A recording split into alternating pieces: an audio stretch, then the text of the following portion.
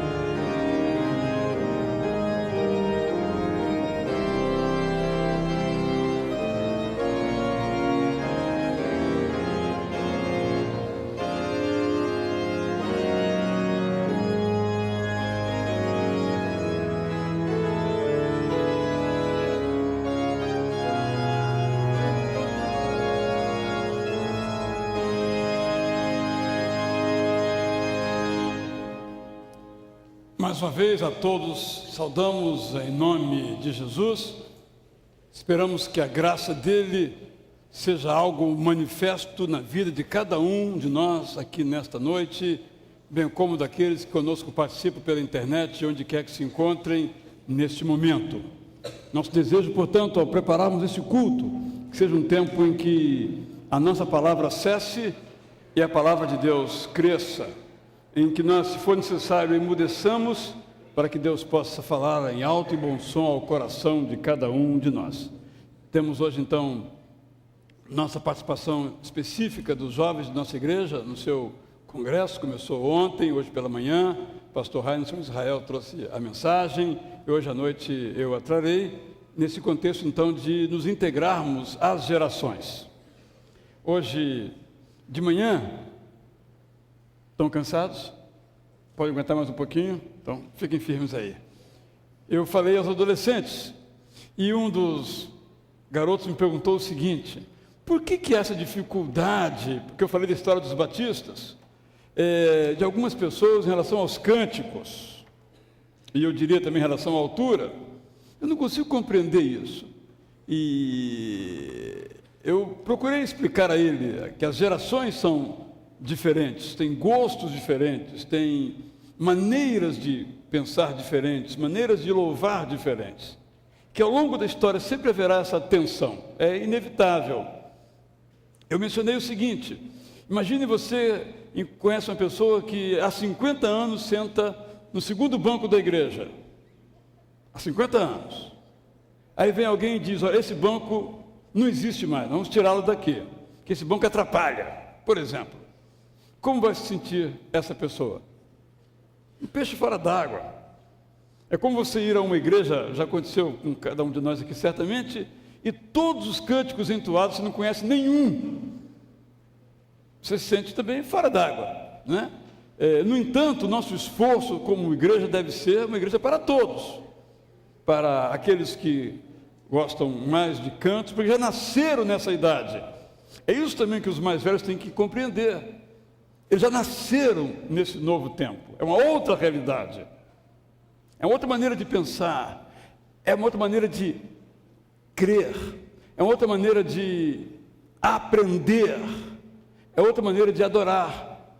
E vamos sempre no conflito, e ele não é ruim, é bom que haja conflito. Temos que aprender a respeitar os outros. Aquilo que nós sempre fizemos, que sempre foi bom para nós, não quer dizer que seja bom para os que vêm depois. Eu brinquei com ele: espero que quando você tiver 50 anos, que você não seja um dos que reclamam dos adolescentes que você é hoje, da música, do repertório, da altura, que é bem provável que quando chegar lá você não vai querer ouvir o que vai vir depois. Isso é totalmente natural. E eu mencionei que foi assim que os batistas começaram. Não havia música no culto batista,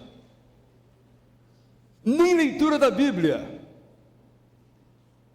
porque alguns entendiam que a palavra de Deus é tão sagrada que não pode ser lida assim, de qualquer maneira. É algo mais íntimo, não da congregação, para ver como os hábitos vão se mudando. Só quando os batistas migraram para os Estados Unidos, algum tempo depois, quando chegaram os metodistas com muita música, que os batistas passaram a cantar nos cultos. e a tocar instrumentos. Estou falando de 1700, é recente, nossa história é muito recente, só para mostrar como os nossos conflitos não são assim tão novos assim, fazem parte da natureza humana, isso, nossa família, nossas famílias, os estilos, os modos de ser, e temos que aprender todos a conviver, porque a igreja não é minha, que tem 59 anos, nem do Antônio, que tem 11, a igreja é de todos nós, e nossa igreja temos feito um grande esforço de estarmos todos juntos. Tem sido a nossa aposta até esse momento. Há muitas igrejas que separam os cultos. Nós temos apostado, usando assim a palavra, de estarmos todos juntos. Eu acho que temos ido razoavelmente bem, apesar de nós. Ok?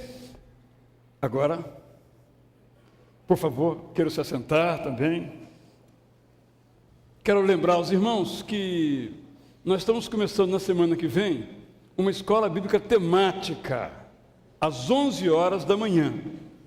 O tema é a espiritualidade no contexto contemporâneo. O professor Delambre tem mais detalhes no boletim. Se você tem o hábito de vir só à noite, considere também essa hipótese. Se você faz parte da escola bíblica, pode também considerar essa hipótese, participar dessa classe especial durante esse próximo trimestre. Esse é o módulo que vai tratar, então, no horário das 11 horas, dessa questão tão importante. Os irmãos observem, por exemplo, que as músicas, sobretudo as músicas mais contemporâneas, tudo é na primeira pessoa do singular. Eu. E Deus é você, às vezes. Por quê? A nossa época é mais informal e mais intimista. É uma característica. Não estou dizendo se ela é boa ou se ela é ruim, ela é uma característica. Nós não cultuamos, eu cultuo. Essa é a nossa maneira de ver. Isso tem reflexo, por isso que o Delambre está estudando esse assunto nos domingos às 11 horas, começando semana que vem. Você pode hoje fazer a sua inscrição para participar deste evento. No próximo dia 1º, uma quinta-feira, o coro masculino de nossa igreja vai estar na UERJ, participando do Seminário de Ciências Bíblicas, uma promoção da Sociedade Bíblica do Brasil. Então, quinta-feira, na UERJ, você pode então ir lá e participar desse seminário, e estará lá junto então o nosso coro masculino participando. Já participou o Novo Canto, outros coros da igreja. Mais uma vez vai participar então o coro masculino. Vale a pena discutir a Bíblia no contexto universitário. Essa é a proposta que se está fazendo naquele momento. No próximo domingo, no próximo sábado e domingo, teremos aqui várias atividades. Eu quero destacar que sábado que vem, dia 3, teremos aqui a final do campeonato de futebol dos jovens. E junto, os irmãos estão vendo as imagens ali à tela, nós teremos um almoço, um churrasco. Para assistir ao campeonato, às finais, todos são convidados, gratuitamente, não precisa inscrição. Para participar do almoço, é preciso inscrição, por razões óbvias. Não podemos preparar almoço para 100 e virem 50, ou preparar para 50 e virem 100. Então, se você pretende participar desse almoço, com a sua família, com seus amigos, hoje é o último dia para a inscrição. Amanhã já passou, é hoje. Então, hoje, ao sair aqui do culto, você, por favor, se inscreva. Custa R$15, é um churrasco, um refrigerante, uma discreta sobremesa, saudável sobremesa, para você então participar. O nosso Ita Feliz, estamos juntos, conhecemos uns aos outros, ampliarmos a nossa comunhão uns com os outros. Estamos também planejando um bazar missionário. Então você traz aquele objeto na sua casa que está bom, útil, e traga aqui para a igreja ao longo da semana, Depois venha participar desse bazar, vamos ter almoço também no domingo, um bazar missionário, e toda a receita, tanto do almoço quanto dos objetos vendidos, toda a receita irá para servir a nossa Junta de Missões Nacionais da Convenção Batista Brasileira para enviar e sustentar missionários, que nós temos vários no nosso país. E a última informação que quero dar antes de cumprimentar os aniversariantes é a respeito do nosso culto cívico. Será no dia 11, no outro domingo, não o próximo, mas o outro, às 7 horas da noite. Então, convido você a chegar antes da hora, porque se chegar depois das 7, já terá visto a entrada, a bandeira fixada aqui em cima, que já entrou. Já cantamos o hino nacional também. Então, chegue antes, que vamos começar o culto, como sempre temos feito. É uma noite que enche muito, procure chegar mais cedo, dia 11, nosso culto cívico, tão necessário nesse momento também que nós vivemos no nosso país. Segundo uma importante consultoria mundial, em 2030, o Brasil será a 4ª economia mundial. China, Estados Unidos, Índia e Brasil. Mas que Brasil nós queremos? Que seja uma potência mundial ou um Brasil em que haja escola para todos, comida para todos, por exemplo, ou para alguns? Que não adianta termos a 4ª economia do mundo com os ricos mais ricos e os miseráveis mais miseráveis. Que país nós queremos construir? Isso é uma tarefa não é só dos políticos, dos economistas, dos estadistas, é uma tarefa de cada um de nós. Pergunto se temos conosco nesta noite alguém que pela primeira vez participa do nosso culto. Alguém assim? Eu gostaria de pedir o favor de se colocar em pé. Por favor, se coloque em pé. Temos 2 jovens muito bem-vindas. Espero que possam voltar a estar aqui conosco em outro momento. Temos na galeria também uma outra jovem muito bem-vinda. Alguém vai lhe dar um abraço aí? Isso, aliás, um monte de abraços eu estou vendo daqui. Aqui temos também outra jovem aqui, bem-vinda também, senhora. E o pessoal abraça, beija, o pessoal aqui está aprendendo direito, só falta aprender a dizer amém quando eu oro. Né? Minha campanha é uma campanha, não é por dinheiro, não é nada disso. A campanha é: quem ora não diz amém. Amém é a resposta. Eu concordo, assim seja. Não é uma mera brincadeira minha, esquisitice. Eu acho que é uma coisa que faz um sentido, né? Eu oro, os irmãos concordam, então os irmãos dirão amém. Mas estamos tão acostumados a falar amém, alguns falam amém e amém ainda 2 vezes, né? Eu não digo nenhum, é um contraste, mas nenhuma mania, é só uma maneira de a gente pensar o culto também. Temos algum aniversariante, alguém que essa semana, membro da igreja ou não, que completou mais um aniversário na sua vida, de nascimento, casamento, batismo ou outro momento importante na sua vida? Alguém? Se houver, vamos todos colocar em pé, irmãos? Muito devagar, você já vem logo, rapaz. Vamos dar graças a Deus então por sua vida e vamos oferecer esse nosso culto ao nosso Deus. Sintonize seu coração nas ondas do céu, para que sejamos todos abençoados. Senhor, aqui nos encontramos para te cultuar mais uma vez, para testemunhar que o Senhor é bom. Receba, Senhor, então, o nosso louvor, expresso de várias maneiras. E cada palavra que aqui for proferida, o Senhor a receba como algo que vai do nosso coração, como expressão do nosso amor a Ti, respondendo ao Teu grande amor para conosco. Senhor, esse é o nosso pedido, é o nosso desejo. Nós apresentamos todos os nossos desejos a Ti, em nome de Jesus. Os irmãos podem, então, por favor, se assentar e pode vir aqui dar aquele abraço aqui no Austrégésilo Ferreira Cesário.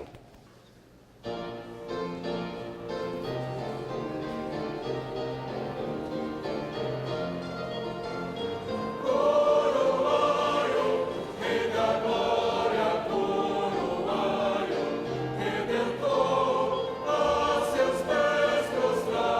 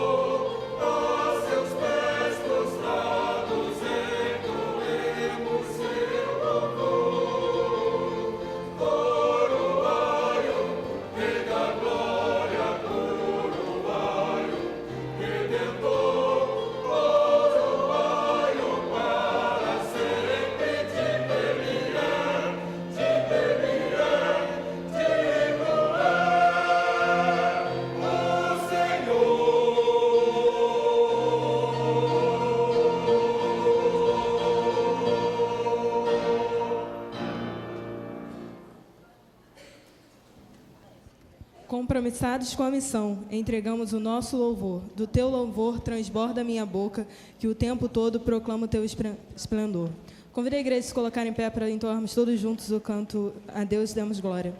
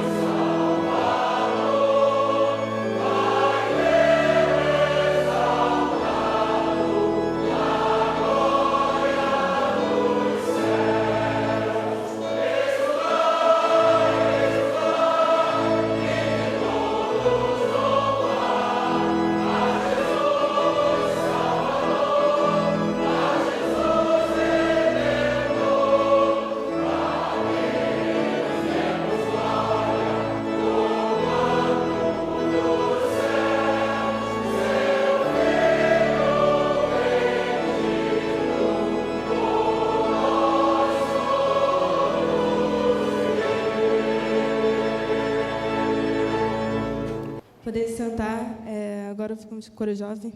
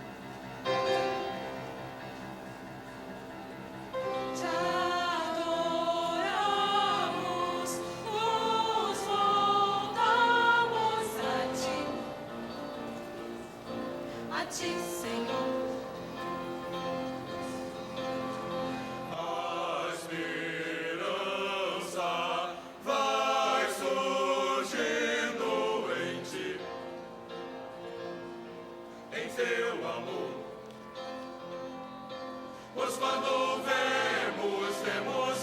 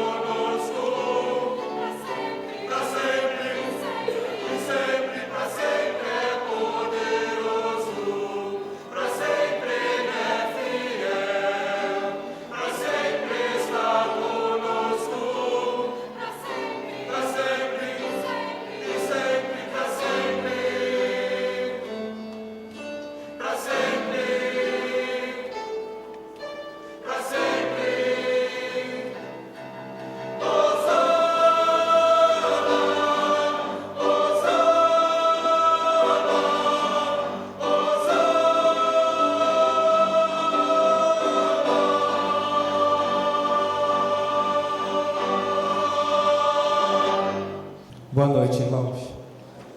Agora nós vamos ter o privilégio de devolver a Deus um pouco do mundo que Ele nos dá. Contribuir para a expansão do reino dEle aqui na terra.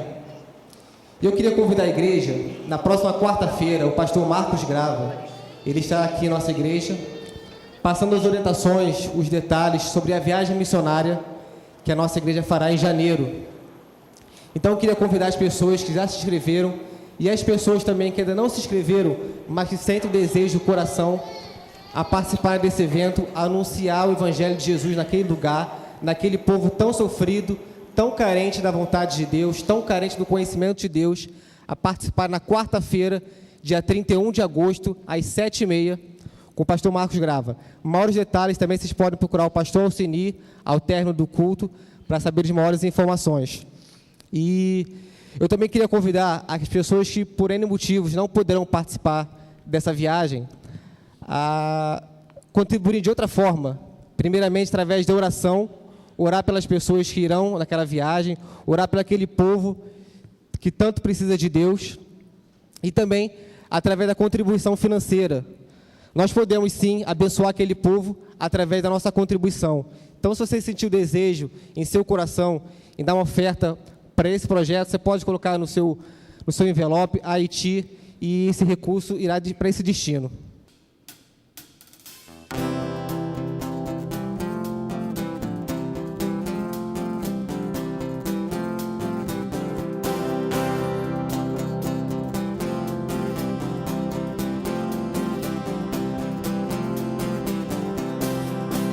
Nossa força nasce no Senhor, esperamos no Senhor, esperamos no Senhor.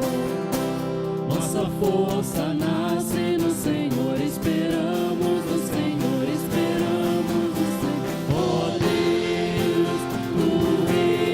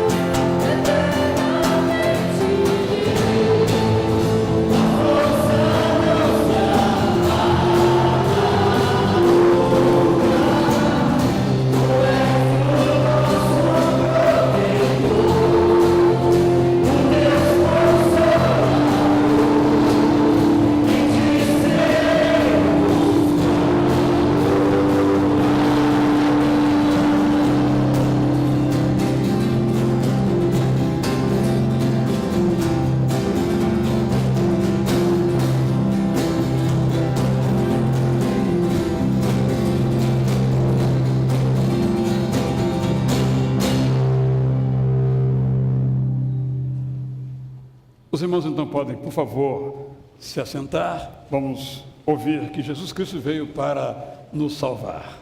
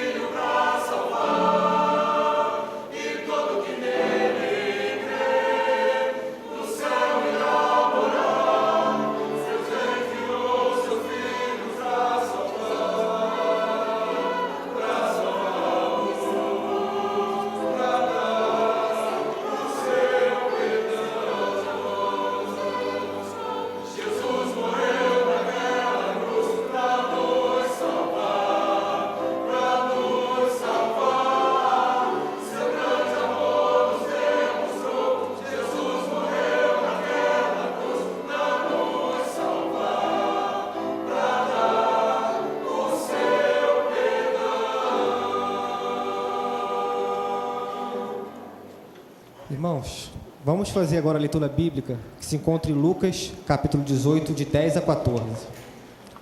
2 homens subiram ao templo para orar. Um era fariseu e o outro publicano. O fariseu, em pé, orava no íntimo.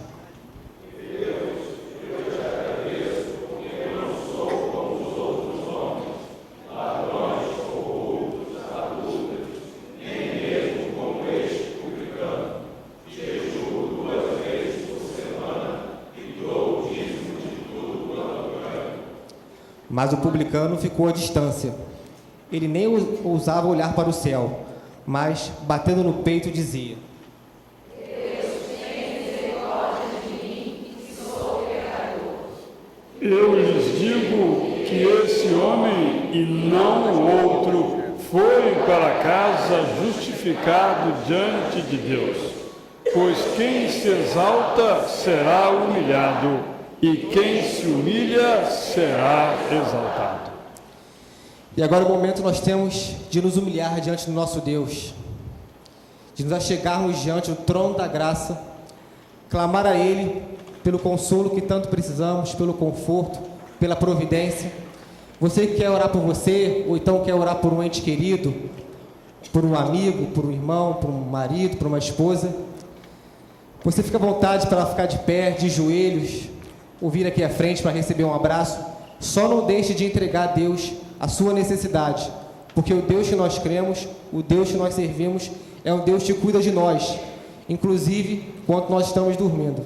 Então a igreja foi convidada, agora como igreja, vamos chegar a Deus e clamar pela misericórdia dEle. E eu queria convidar o pastor José Maurício, ao término do cântico, orar pela igreja.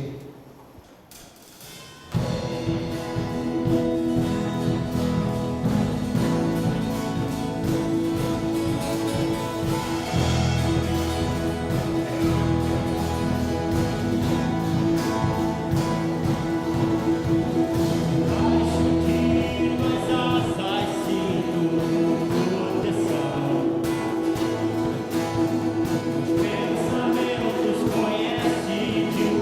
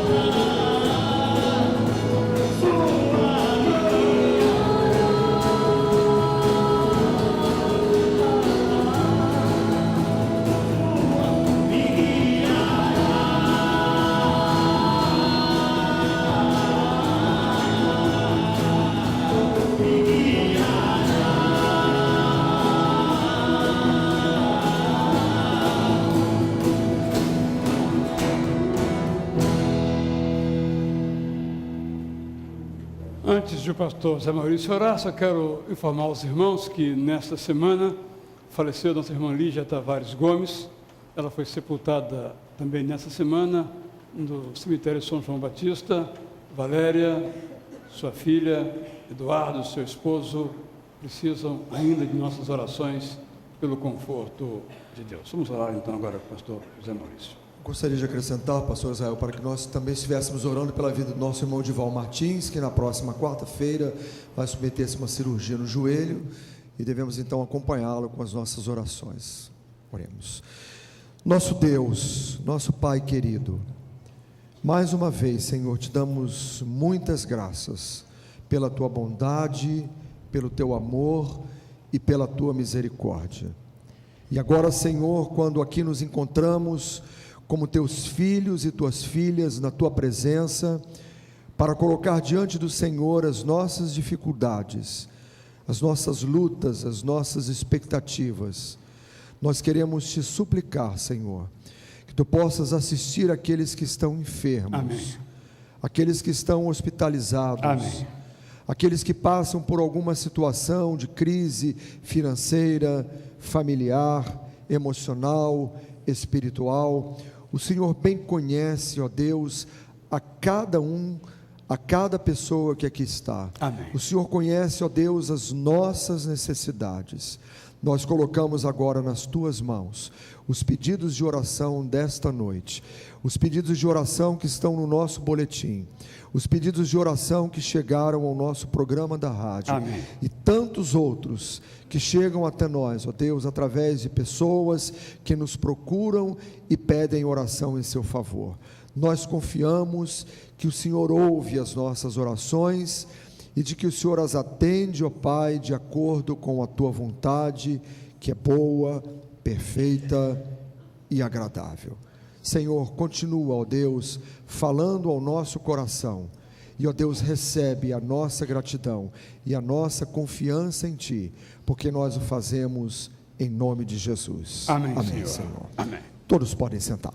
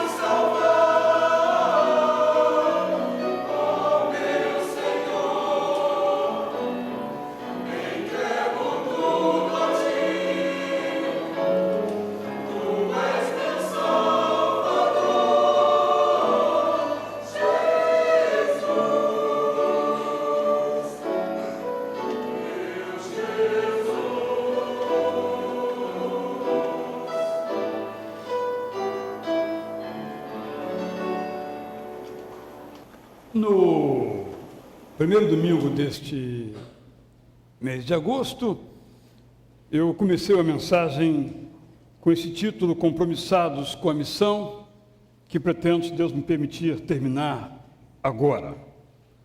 Eu li então naquela noite, vou ler outra vez agora, um pequeno trecho da carta de Paulo aos Efésios, capítulo 1, versos 22 e 23.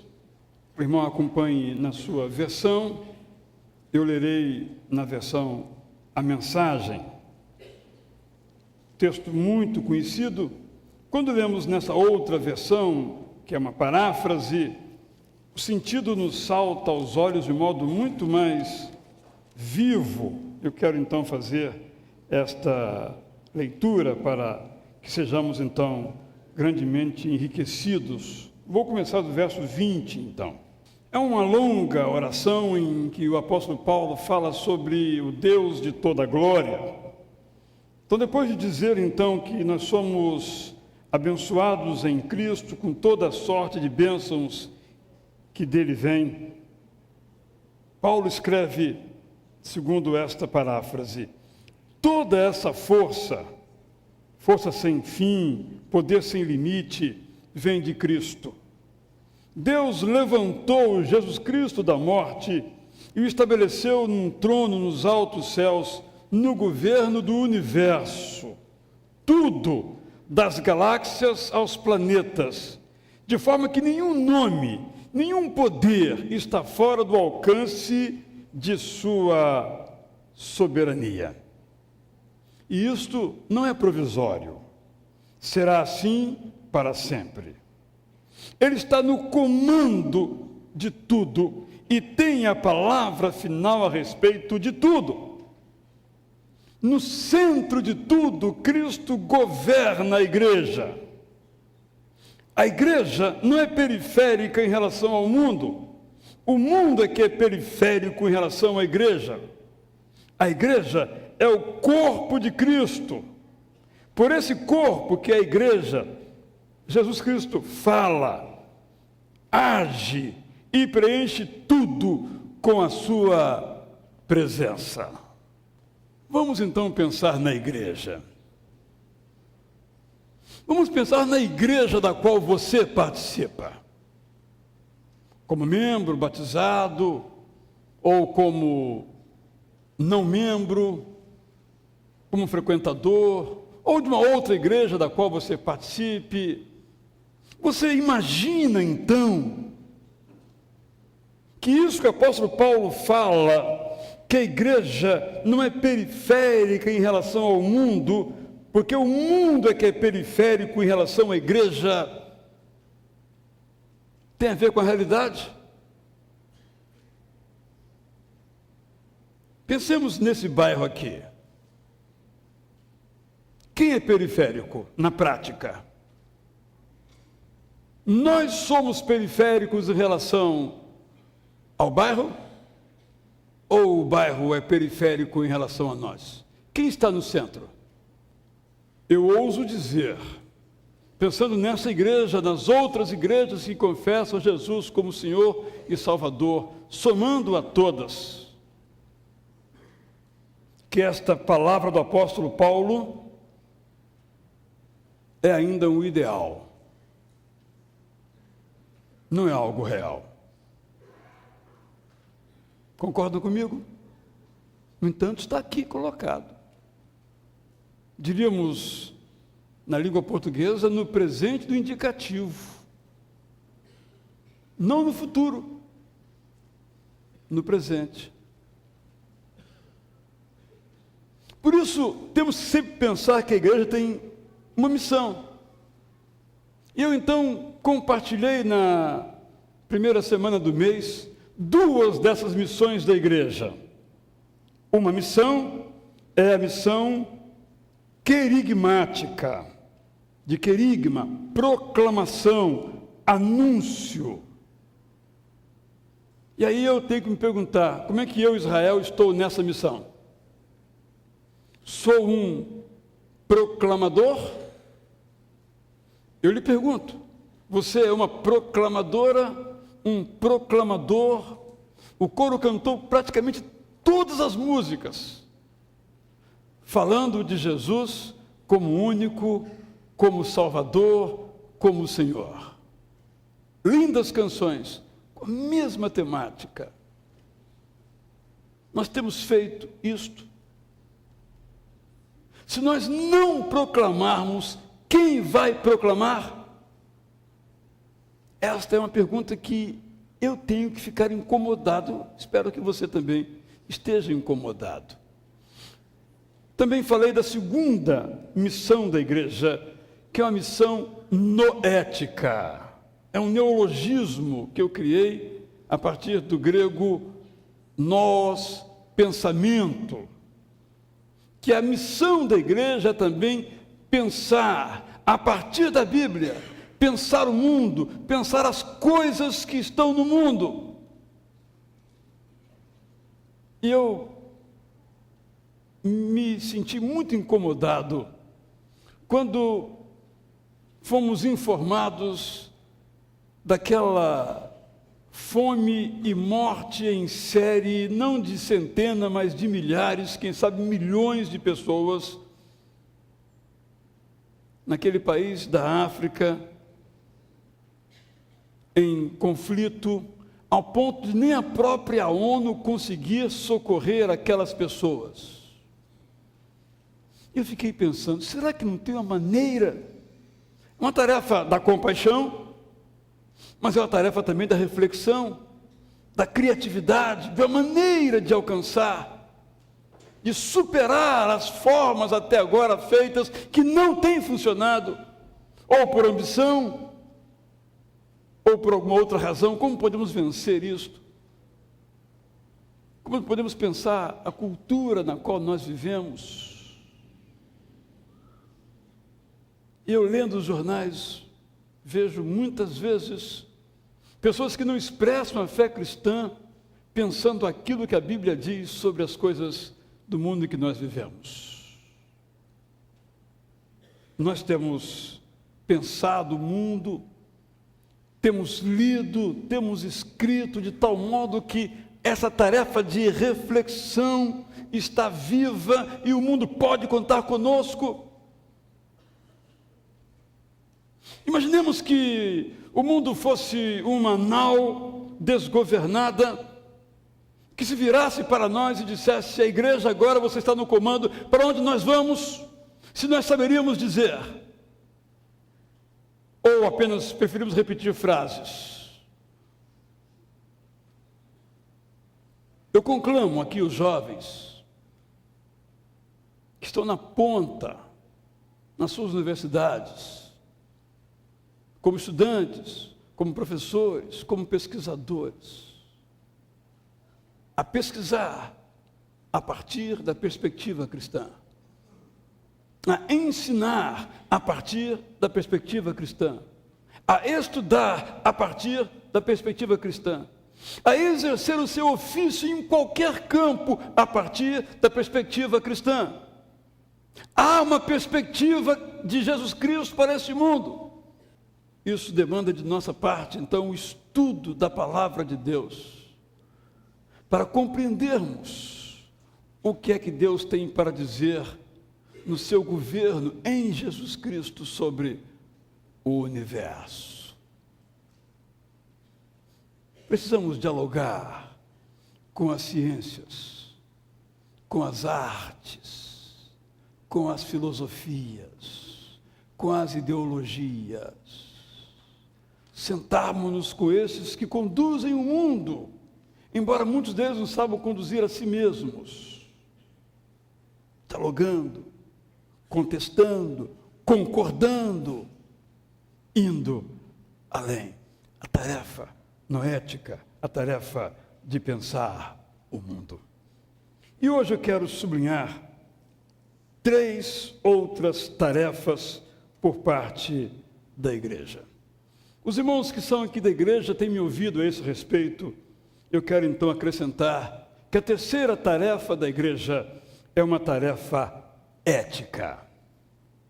Tarefa ética demanda de nossa parte um compromisso com a santidade.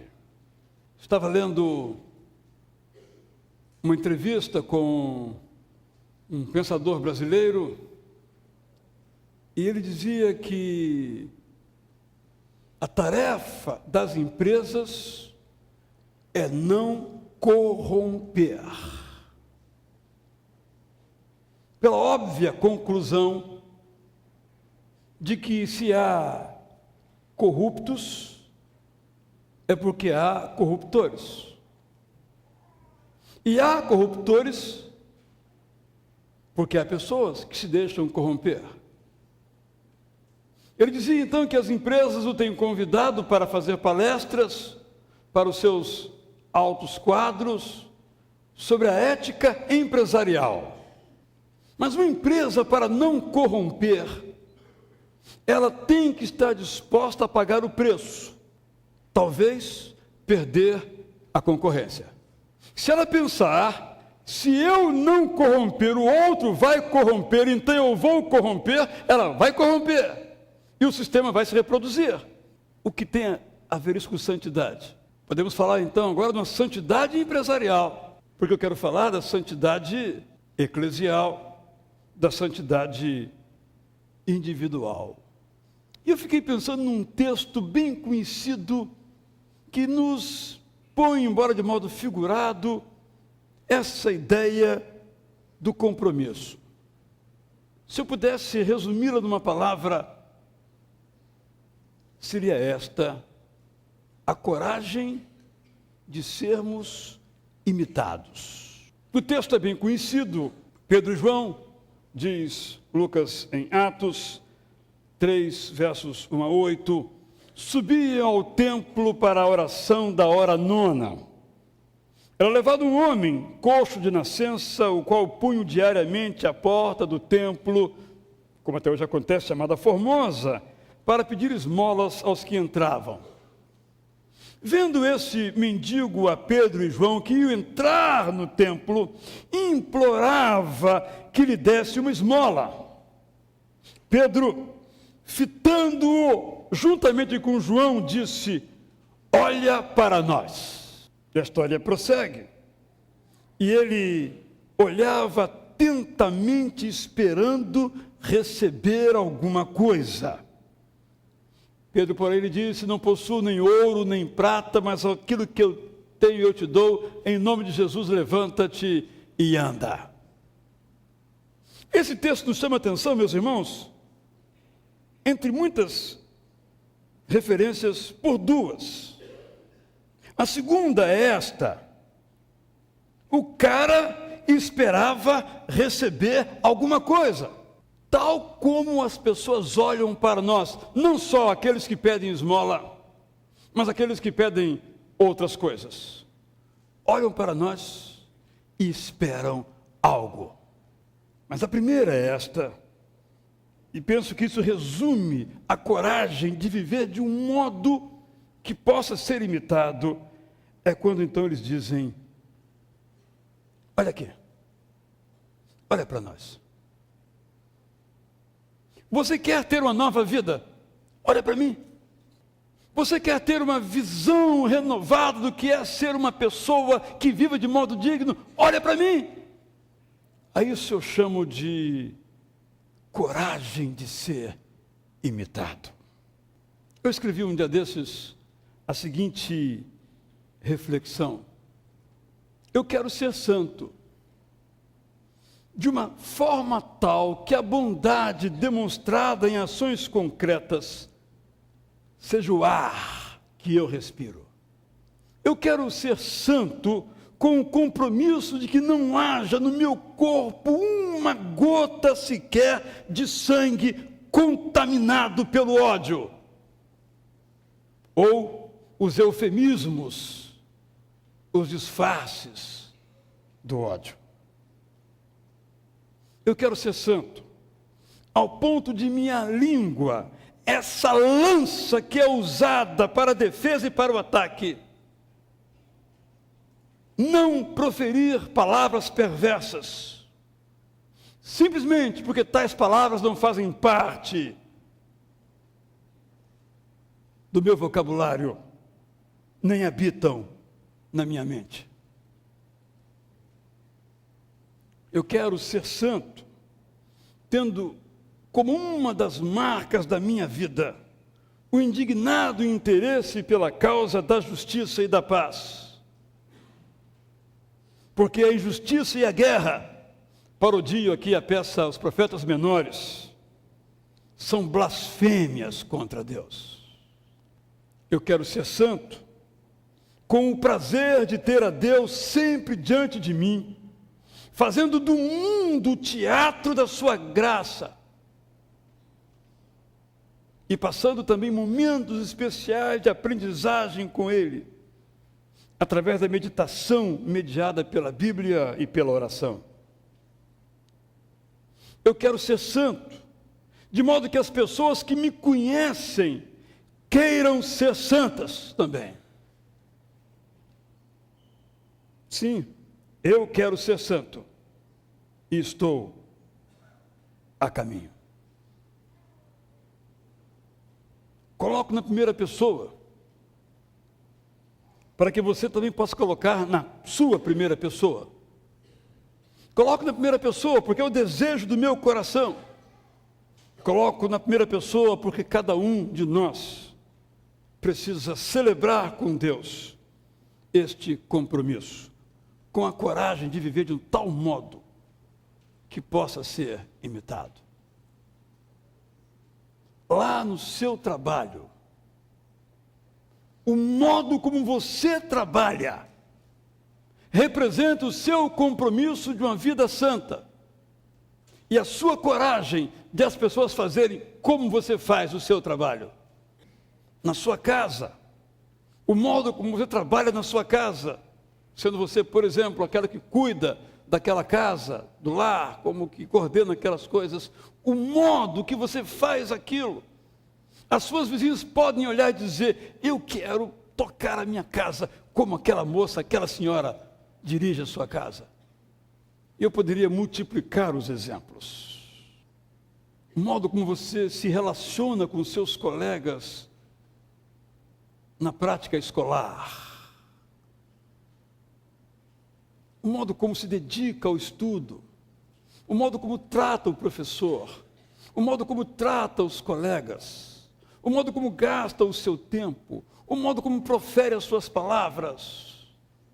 Seus colegas olham para você e dizem: esse cara é bom, eu quero viver como esse cara vive. Esse é o compromisso ético, no plano individual, que há que repercutir também no plano mais amplo, no plano social, no plano político. Porque santidade inclui também um compromisso com a luta com as causas que são, neste mundo, as causas de Jesus. A nossa ética inclui a moral, mas vai além da moral. Tertuliano, no século III, cunhou uma frase muito infeliz. Disse ele: tudo que é humano é estranho aos cristãos.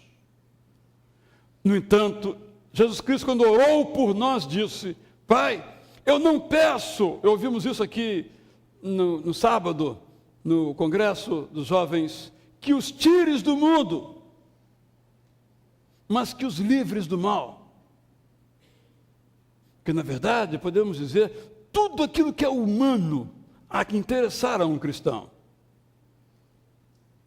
As nossas causas têm que ser as causas que são as causas de Jesus. Temos que olhar para Jesus, o modo como ele via o império, o modo como ele via as desigualdades sociais, o modo como ele via os preconceitos. Essa tem que ser a nossa mente, a mente de Jesus. Esse tem que ser o nosso compromisso. Bom seria que fôssemos conhecidas como pessoas de uma integridade tal que vale a pena imitar. E junto, que fôssemos conhecidas como pessoas de tal modo envolvidos nas causas de Jesus Cristo hoje, que vale a pena lutar junto com esses cristãos. não na periferia, mas no centro das lutas de Jesus, que valem a pena. Esse, então, é o nosso terceiro desafio, nosso terceiro compromisso, nossa terceira dimensão. O mundo precisa de santos. Na China, na Índia, recente, li hoje nos jornais, um cara chamado Ana, sobrenome difícil de eu gravar, obteve uma vitória. Ele fez uma greve de fome. 12º dia, os políticos se reuniram e fizeram o que ele queria. Sabe o que ele queria? Leis mais duras contra a corrupção. Um indiano, se levanta, usando os métodos pacíficos de Gandhi, que foram inspirados em Jesus, mobiliza o seu país, se dispõe a pagar um preço. Talvez não estejamos tão diferentes quanto a Índia está nesse quesito da corrupção. Está presente em todos os meios. O que é que temos feito? Temos levantado a nossa voz? Temos tido o compromisso de não corromper, mesmo perdendo? Já falei aqui do meu escândalo, que eu fui a uma rua em São Paulo que vende produtos evangélicos, livrarias, tendas, CDs, é uma rua inteira, Conde Sarzedo, na Liberdade.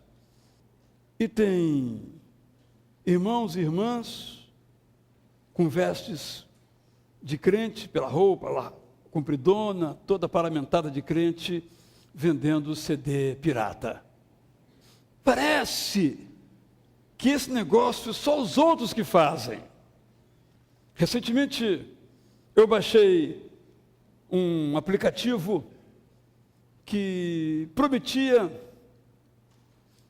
que eu pudesse acessar de graça todos os canais do mundo. É uma paixão que eu tenho. Eu acho um absurdo, por exemplo, eu não poder ver a TV da Argentina, a TV do Egito, a TV de Israel, porque eles fazem de tal modo que não tem como ver, nem pagando. Esse aplicativo, ele faz isso. Ele põe aqui todas as TVs do mundo. E eu baixei. E comecei a ver as TVs. Mas eu li que era pirata. Ele não pagava os direitos das TVs que os produziam. Eu não vi mais, porque é desonesto. Eu não posso fazer isso, embora seja tão bom. Saber o que está rolando em outros países, eu tenho paixão por essas coisas. Tem um exemplo particular em que eu fiz uma coisa boa, eu não vou dizer as ruins que eu faço, evidentemente. Primeiro eu vou resolver, depois eu conto o que já resolvi. Não é verdade? Esse é o nosso compromisso. Um cristão tem que levantar a sua voz. Talvez tenha que fazer greve de fome, como Ana, na Índia, como um compromisso da sua fé. Quarto lugar, eu estou então na sequência, nós temos uma outra tarefa, que eu posso chamar então de uma tarefa terapêutica. Já mencionei aqui, vou repetir, um filósofo ateu francês chamado Alain de Botton. Ele escreveu um livro no qual ele diz o seguinte: a que ponto nós chegamos? Se uma pessoa, digamos um jovem, chegar a uma universidade com o seguinte desejo: eu vim aqui porque eu quero aprender a viver melhor. Vai ser atendido? Vai. Será internado do hospital psiquiátrico. Palavras do Alain de Botton. Ele disse mais: a única organização que se preocupa em ajudar as pessoas a viver melhor é a igreja. Eu concordo plenamente com ele, no diagnóstico e na solução. Mas eu acho, meus irmãos e minhas irmãs, que nós devemos tomar isso como uma verdade ir além, fazer mais. Houve um grupo de psicólogos, psiquiatras que nos anos 80 propuseram que a igreja deve ser uma comunidade terapêutica. O grande escritor, várias vezes aqui utilizado, empregado, escreveu A Conexão e tantos outros livros. Ele, depois de muitos anos do exercício de sua profissão, ele disse o seguinte: muitas pessoas que me procuram nos consultórios poderiam ter resolvido os seus problemas se encontrassem um ouvido que lhes desse atenção. Claro, não estamos simplificando aqui os problemas psicológicos, de jeito nenhum. Estamos dizendo que nós temos a capacidade de curar através do abraço, do sorriso, do afeto, da atenção. Isso começa com aquilo que a Igreja Católica chama de ministério do acolhimento. Linda palavra. Lá no nosso lugar de retiro anual, esse ano não será lá, será em outro lugar, lá em Mendes, lá no sítio. Quando você chega, tem logo uma expressão dizendo que você aqui é bem-vindo, sinta-se acolhido por nós. Eu vou ser bem direto. A pessoa que sentou ao seu lado, se for o caso de você não a conhecer, vai sair daqui dizendo que foi acolhida? E talvez você diga: o pastor não cumprimentou, o que é até verdade. Cadê os diáconos que não cumprimentaram o meu visitante? Pode ser até verdade, mas é fácil dizer que são os outros que têm que fazer isso. Mas você abraçou? Você disse: olha, que bom que você veio. Isso é acolher. Isso cura. Se entra aqui uma pessoa que não se sente pertencendo a nada nesse mundo e quem não pertence não é feliz, e você diz com um sorriso: bem-vindo, sinta-se em casa. Aqui é a casa de Deus, aqui é a nossa casa. Tem um exemplo, tantas frases, você é mais criativo do que eu. Porque quem acolhe se importa. Mas eu tenho meus problemas. Sim, mas o seu amigo desconhecido também tem os seus problemas. Nós somos muito bons de cara feia. Um bebê chora, não foi o caso, certamente. A mãe teve que sair. Eu me alegrei muito quando eles chegaram. Eu estava sentindo a falta deles. Ia ligar hoje de noite: cadê vocês? Como é que nós recebemos? Olha que coisa linda, um bebê chorou. Não tem coisa mais bonita que num culto um bebê chorar? É a vida pulsando. Cadê esse pai e essa mãe que não está vendo isso? Isso não acontece. Aconteceu, pode dizer a verdade. Aconteceu isso aqui hoje? Pode dizer a verdade, eu vou ter que segurar o que você disser, Ronaldo. O que eu estou dizendo é exatamente isto.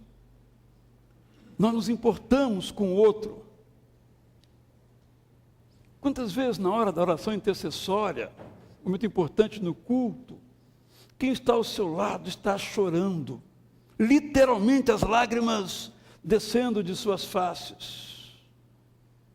Mas você está envolvido com o seu problema, que é mais importante que o dele.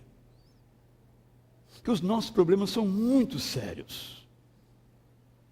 Os dos outros, você não conhece a minha vida. Quantos de nós, quando alguém começa a contar a sua vida, um problema, uma dificuldade, eu também, aí conta meia hora. A igreja tem a tarefa de acolher. A igreja tem muitas tarefas. Mas se cada um de nós aqui não aprender a viver melhor, para que igreja? Não tem razão de ser. Abre os livros e lê a Bíblia em casa. Cante sozinho no banheiro em casa. Quando nos reunimos, é para curarmos uns aos outros. Ouvir a sua dor, ou nos alegrarmos com essa pessoa. Isso cura. Que adianta ganhar o mundo inteiro e perder a vida. Uso no sentido emocional. A nossa tarefa, e quando falo nossa, não é do corpo de psicólogos dessa igreja, não é do corpo de pastores dessa igreja, é de cada um de nós. A nossa tarefa é promover a saúde emocional. A nossa tarefa é encontrar formas para a vida em comunidade. Além do culto, o culto faz parte desse processo, mas além do culto, como tem sido você? Como é que você responde a essa pergunta se eu lhe faço? Honestamente, a igreja tem curado você ou tem adoecido você? Temos que ser sinceros, francos. Mais ainda, eu com os meus gestos tenho curado ou tenho adoecido? Cada um de nós tem que pensar, refletir. Claro que nós, dirigentes do culto, temos um papel importante, mas a vida acontece além do púlpito. Acontece ali fora. Daqui a pouco, depois do culto acabar, eu já vou encher ali à frente, que mal dá para a gente passar. Ali acontece a igreja. Já mencionei aqui que pedi ao nosso arquiteto, no novo templo tenha muito espaço, um saguão imenso para todo mundo se encontrar, se abraçar, com seus motivos. A igreja tem a tarefa de curar. O ministério de Jesus foi resumido por Marcos como sendo: e percorria Jesus todas as cidades e aldeias, ensinando e curando as enfermidades de todos. A quinta tarefa da igreja é a tarefa pedagógica. Quando abrimos o plano estratégico da igreja, que está apresentado pelo historiador Mateus, no capítulo 28, que os irmãos conhecem de cor e salteado, todo cristão conhece esse versículo, nós lemos o seguinte. Vou começar no verso 16. Jesus já ressurreto. Enquanto isso, os 11 discípulos foram para Galiléia, até a montanha que Jesus havia indicado para o encontro. Assim que o viram, eles o adoraram. Todavia, alguns se mantiveram afastados, pois não tinham certeza se deviam adorá-lo e não queriam se arriscar. Resoluto, Jesus os instruiu: Deus me autorizou a comissionar vocês. Vão e ensinem a todos que encontrarem, de perto e de longe, sobre esse estilo de vida, marcando-os pelo batismo no nome tríplice: Pai, Filho e Espírito Santo. Vocês devem ensiná-los a praticar tudo o que tenho ordenado a vocês. Eu estarei com vocês enquanto procederem assim, dia após dia, até o fim dos tempos. Os 3 verbos aqui são o verbo ir, o verbo batizar e o verbo ensinar. Nós somos uma comunidade de discípulos. Nós somos pessoas que aprendem. Já mencionei aqui que fico me perguntando: como será a mente, o coração de uma criança vindo agora ao mundo? No mundo que nós descrevemos de uma maneira que não nos agrada muito, com valores que põem a Bíblia de cabeça para baixo.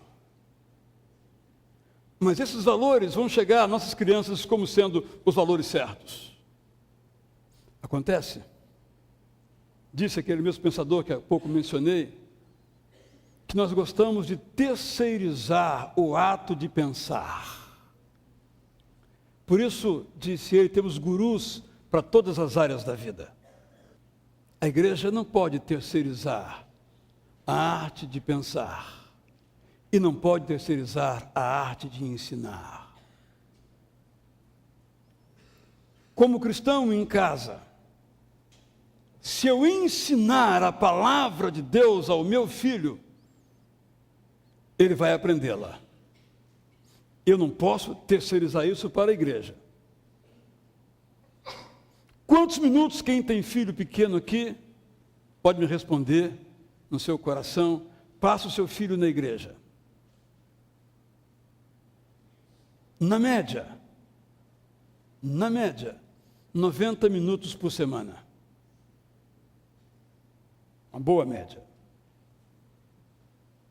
Quantos minutos ele vê televisão? Ou quantos minutos ele joga videogame? Ou quantos minutos ele conversa com seus colegas? Ou, eu poderia mencionar, quem vai ganhar? Eu não tenho dúvidas. Não vai ser Jesus Cristo. A menos que nós, em casa e na igreja, ensinemos. Essa é a tarefa da igreja. A tarefa de ensinar o caminho da verdade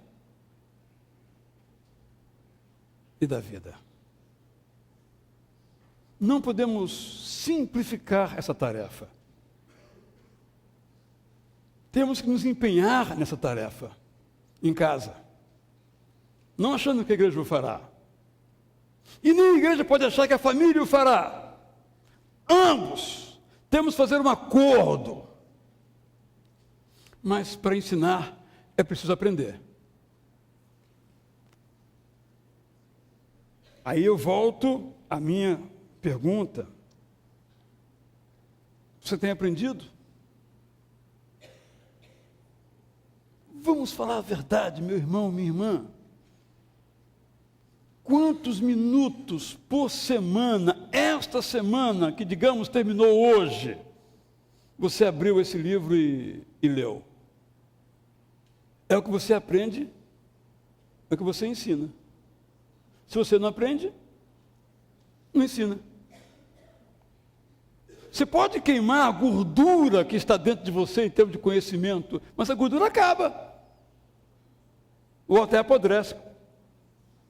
Tem que estar sempre lendo, se renovando.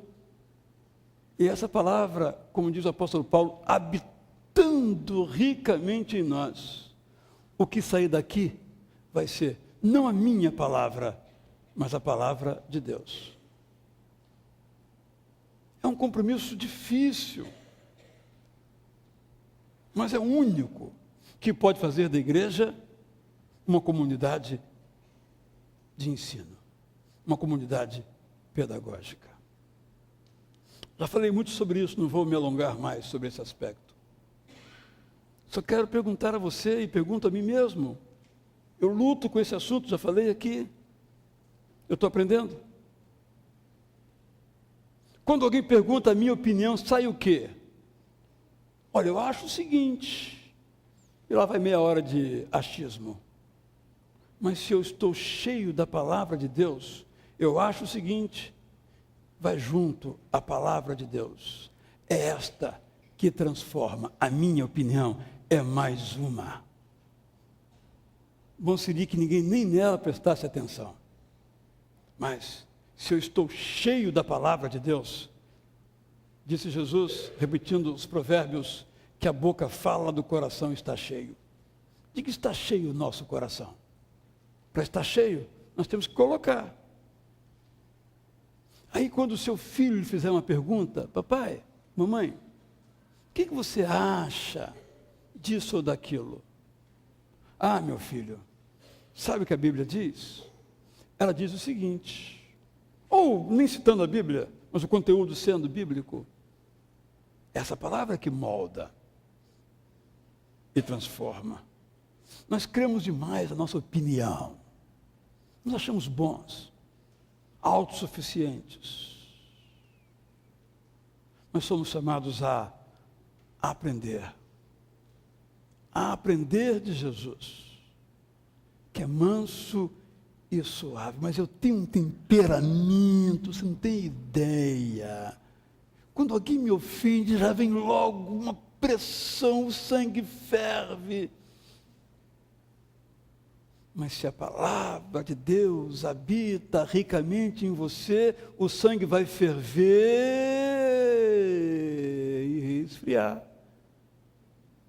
Não é que o sangue não ferve, mas a palavra esfria o sangue. Ou não. Se a palavra estiver no seu coração, vai esfriar. Se não, vai explodir. E sair sangue para tudo quanto é lado. Ofensa e pontapé. Isso é o cristianismo. Essa é a nossa missão. Eu vou recapitulá-la, de trás para frente. A nossa tarefa é ser uma igreja pedagógica. Quando falamos igreja, repito, não nos referimos à Igreja Batista Itacuruçá, CNPJ número X. Não. Sou eu. Esse pessoal que está aqui reunido, adolescente, junior, tem agora no seu culto lá, jovem, está aqui nesse congresso, todas as idades. Ninguém é melhor do que ninguém. Todos somos a igreja e somos chamados a ensinar. Ide e ensinai. O quê? A palavra de Deus. Tarefa pedagógica. A quarta é a tarefa terapêutica. Quem vem aqui, quem nos encontra na rua, é para ser curado, não para ser pisado, não para ser maltratado, mas para ser levantado. Essa música cantamos no meio do culto, tão bonita, nos falando do que nós podemos ser, porque Jesus Cristo, nosso Salvador, nosso Redentor, tem uma frase final muito bonita, você pode ver do seu boletim, essa coisa linda, é isso mesmo. Meu desejo, meu irmão, minha irmã, você que veio aqui hoje, e olha que eu lhe chamei de meu irmão, minha irmã, eu faço de propósito, todos aqui somos irmãos. Eu não gosto daqueles que falam, meus irmãos e meus amigos. Não, todos são irmãos. Quero que você saia daqui se sentindo irmão. E também amigo. Se você veio aqui entristecido, chateado, usando a palavra comum, aborrecido, sem perspectiva de vida, nós queremos, essa igreja quer, que você saia animado para voar com as águias e como as águias. Não na ilusão, mas na força do poder de Deus, como cantamos aqui. Você não veio aqui para sair daqui arrasado, derrubado, ferido, nocauteado, como se fosse uma luta de UFC. Você veio aqui para sair firme e levantado. Não no chão, levando soco, nem dando também. Mas animado, revigorado. Nós estamos aqui para curar você. Não temos poder para curar. Mas temos um Deus que tem poder. A este Deus nós oramos por você. Para isso estamos aqui. Para ser uma comunidade que cura você. Em terceiro lugar, a igreja tem que ser uma comunidade ética. Em que cada um, eu quero repetir esse desafio, tem o desejo de ser santo. Que não tenha vergonha de alguém olhar para você. Porque você diz, eu sou pecador, eu sei. Mas eu sou um seguidor de Jesus Cristo. Olha para mim. Tem as lutas que você tem vontade de colar no trabalho, bajular o chefe, passar por cima dos outros, tem as mesmas tentações que você, como Elias teve. Diz a epístola de Tiago, mas eu estou a caminho da santidade. Vem comigo, vamos ser santos juntos, vamos reavaliar nossa vida, vamos pedir que Deus nos sonde e elimine aquilo que estiver ruim Vamos no caminho da santidade. Plano pessoal, santidade que inclui o interesse pelos outros. Todas as dimensões. Estou voltando. A igreja tem que ter uma comunidade, tem que ser uma comunidade que pensa. Não há contradição entre pensar e crer. Na verdade, posso dizer que pensar é uma forma de crer. Ou podemos dizer que crer é uma forma de pensar.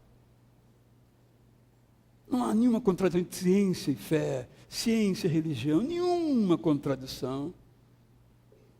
O Deus que capacita cientistas é o mesmo Deus que capacita os crentes. Ninguém é crente sem usar a sua razão. Como nenhum filósofo é filósofo sem usar a sua razão. Podemos pensar diferentes, até mesmo de modo oposto, mas somos igualmente pessoas que pensam, que chegam às suas conclusões, examinam livremente a Bíblia.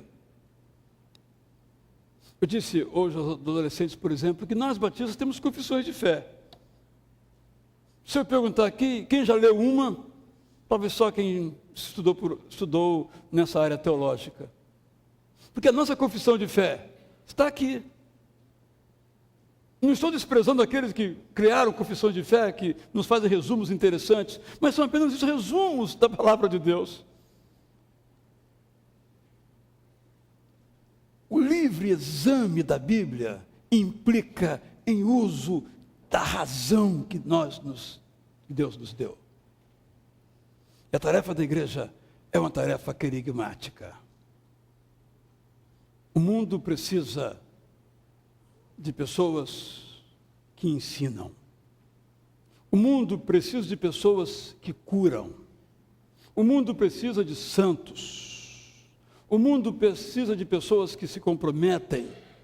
O mundo precisa de pessoas que proclamem a graça de Jesus. De todos os meios, em todo o tempo. Cremos que a palavra de Deus molda os corações, cremos que a graça de Jesus Cristo realmente salva, não importa a condição do pecador, porque já nos salvou. Por quê? Seguramos conosco, guardamos nosso coração, retemos como um tesouro que ninguém pode ter acesso. Quem aqui da informática sabe o que eu vou dizer agora? Houve um tempo, já felizmente desaparecido, que havia uma categoria de pessoas chamadas técnicas em informática. Como é que era o técnico? Se o computador dava um defeito, ele chegava, olhava assim, olha lá o passarinho, você olhava, já está bom, está resolvido. Claro que é uma brincadeira. Para dizer o seguinte, a informática era muito difícil. Não é essa facilidade que é hoje. Qualquer pessoa fuça ali e resolve a sua parada. Tinha um tal de Lotus 123, Silas, sabe o que eu estou falando? Se traiu agora, hein? Lotus 123, DBase 3, uma dificuldade aquele troço, para fazer uma lista de pessoas que iam a um congresso e tal, eu sofria muito com esse troço. Hoje é uma facilidade. Todo mundo sabe informática hoje em dia. Claro, desse plano de usuário, nada contra aqui, a ciência da computação, temos alguns que estudam, é isso mesmo. Sabe por que eu estou dizendo isso? Porque há cristãos que, como alguns da informática, obtiveram um certo conhecimento, não querem passar para ninguém, para não perder o emprego. No passado, hoje isso não acontece mais. Alguns cristãos parecem que pegaram esse tesouro, Paulo chama de tesouro da fé, e disse, não vou dividir com ninguém, é meu. A graça é maravilhosa, é demais. Mas não vou contar para ninguém. Vá que queiram. Jonas, lembra de Jonas? Vá que eu vá lá em Nínive, anuncie a graça e o povo aceite. Como é que eu fico? Olha que coisa absurda esse Jonas, né? Absurdo esse Jonas. Não sei se é tão absurdo assim não. Porque alguns de nós, às vezes, recebemos de graça a graça. As mulheres põem na bolsa um cadeado para ninguém ter acesso. É bom demais para dividir. Alguns homens põem no seu bolso, fecha o botão ou o zíper. Gente, estou feliz da vida. Eu não posso falar por quê. Se apertar muito, sob tortura, diz, não, porque eu recebi a graça. Ah, é? Me passa aí. Não posso, é segredo.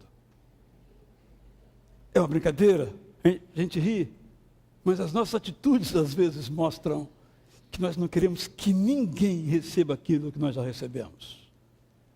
Nós recebemos de graça e somos chamados a ir e entregar aos outros.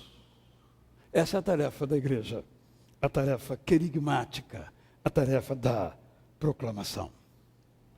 Meus irmãos, essas palavras assim tão singelas, eu as trago como um convite a que cada um de nós faça a sua reflexão. Quem sabe haja aqui algumas pessoas que ouviram esta autocrítica em relação ao cristianismo, aplicou para si, não sendo cristão ainda. Quem sabe pensou, faz sentido. Faz sentido. Essa música que vamos cantar agora, muito interessante, do fruto sagrado, começa de uma maneira que não fala em Deus. Pode ver a letra aí. Só na última linha fala em Deus. E certamente é um propósito do compositor ou dos compositores. E terminam citando Isaías, um texto que o pastor Ceni gosta muito. Nem olhos viram, nem ouvidos ouviram, nem jamais penetrou em coração humano o que Deus tem preparado para aqueles que o amam. Vamos cantar. E você possa refletir na verdade dessa graça. E você possa, ao final do culto, lá embaixo, lá estaremos, dizer, olha, eu participei desse culto e tomei uma decisão. Eu quero me comprometer com essa igreja. Eu quero ser membro dessa igreja. Eu quero entrar no ministério dessa igreja. Ou eu quero ser batizado. Eu quero aprender mais da Bíblia. Não sei. O que você decidiu? Estaremos à porta para ouvir. Vamos ouvir então essa canção tão bonita, que diz que o olhar de Deus brilhou mais do que o sol, e esse calor encheu a minha vida de vida, como um perfume. Então o meu passado carregado de pecados, Deus apagou, me aceitando, me perdoando, embora eu não consiga entender. Vamos ficar em pé, vamos cantar então.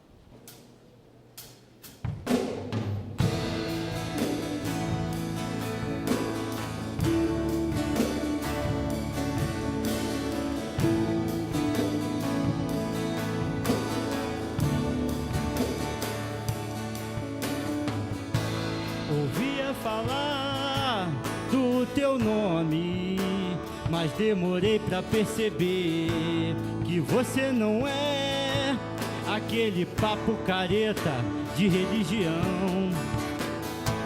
Estava anestesiado, adormecido em meus preconceitos, escondido e armado contra tudo e todo.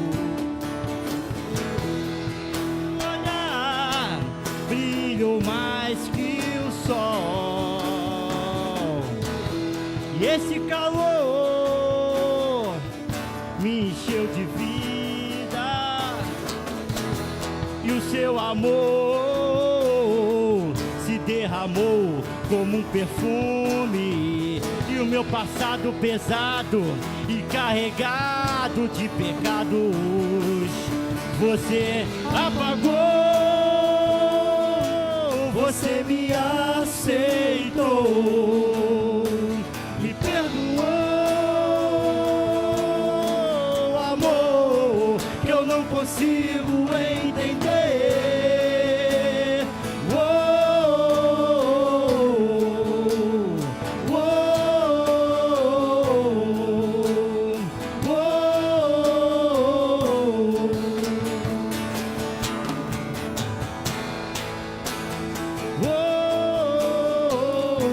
oh.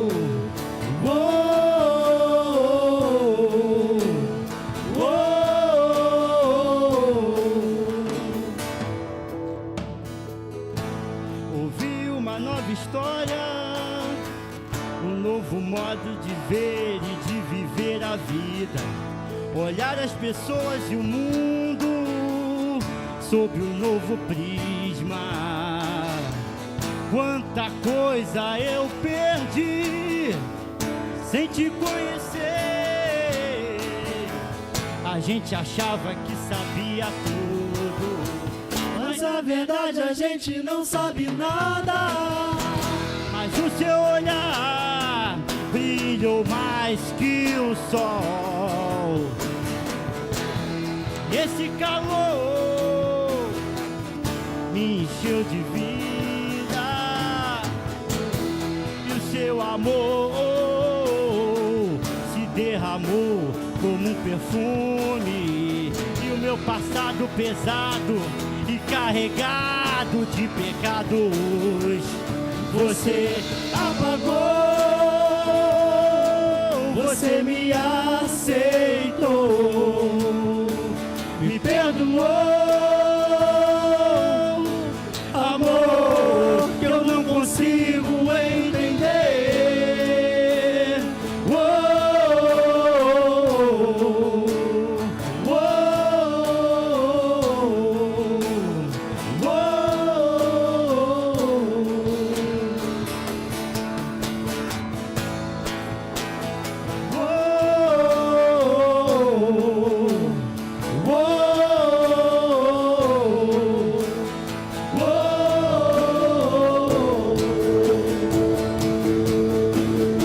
nem olhos viram, nem ouvidos ouviram, nem jamais penetrou em coração humano o que Deus tem preparado para aqueles que o amam.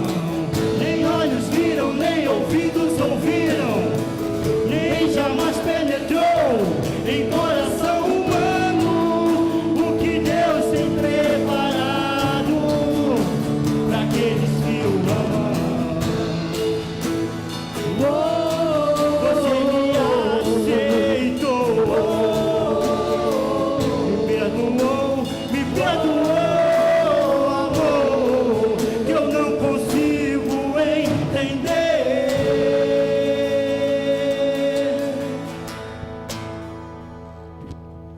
Pai nosso, com alegria te agradecemos, mesmo sem entender a grandeza, a imensidão deste amor para conosco. Nós, assim mesmo, te agradecemos, porque permitiu que nós pudéssemos ter um novo prisma na vida, o prisma de Jesus Cristo. Pai, te rogamos que essas palavras aqui ditas desde o começo desse culto possam ter feito sentido, algumas, pelo menos, aos corações aqui que escutam. De tal modo que cada um de nós, a começar por mim, daqui saia sabendo que nós não podemos imaginar o que Deus tem preparado de bom para cada um de nós. Dá-nos, Senhor, essa consciência todos os dias, do amanhecer ao adormecer, da tua bondade, da tua misericórdia para conosco, a partir de Jesus Cristo. É em nome dele, desse Jesus, Senhor, Salvador, amigo, Redentor, que nós oramos agora. Antes da bênção final, quero lembrar o nosso calendário essa semana. Amanhã, 19 horas, culto, aqui com a liderança do pastor Alcenir. Na quarta-feira, culto conduzido pelo pastor Zé Maurício, a reunião com o Marcos Gavra sobre o projeto ao Haiti. No sábado, o nosso encerramento do futebol e o almoço, para o qual, se você não se inscreveu, nos próximos 10 minutos, serão seus últimos 10 minutos para o fazer. Vai se inscrever, tem lá uma linha em branco esperando o seu nome se for colocado até hoje. À noite temos aqui a formatura da pedagogia do seminário, onde a irmã Denise Godoy vai se formar. Nós nos encontramos aqui no domingo às 9, às 11 e às 21 horas. Que então agora sobre cada um de nós, não importa como estejamos, nem como nos sintamos, sobre cada um de nós, sobre aqueles a quem amamos que não se encontram aqui ao nosso lado, onde quer que se encontrem, sobre cada um de nós, sobre aqueles a quem nós amamos, também sobre todos aqueles, onde quer que se encontrem agora, que estejam com seus olhos voltados para os céus, sobre nós, aqueles a quem amamos, aqueles pelo mundo espalhados a quem sequer conhecemos, mas que louvam a Deus agora, estejam. O amor poderoso de Deus, o Pai.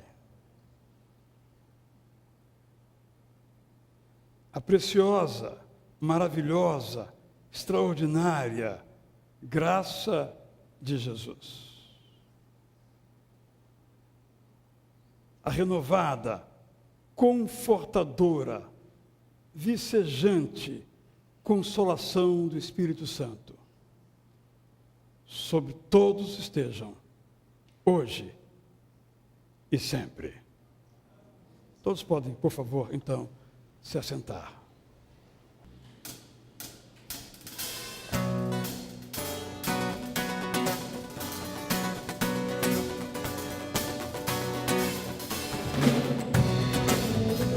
Vou convidar você a se colocar de pé para fechar o congresso com a gente. Amém?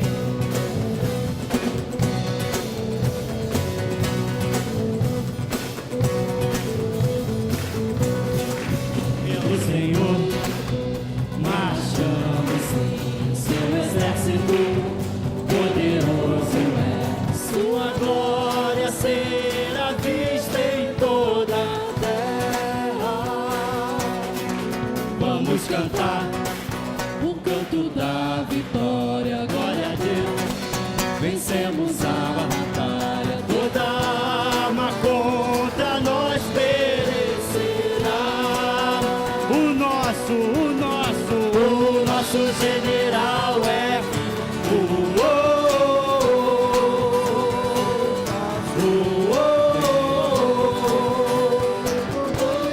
nos existirá. O nosso general é Cristo. Seguimos os seus passos.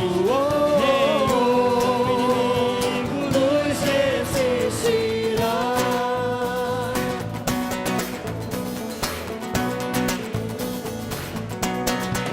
Pelo Messias, marchamos sim nas suas mãos, a chave da vitória que nos leva a possuir a terra prometida.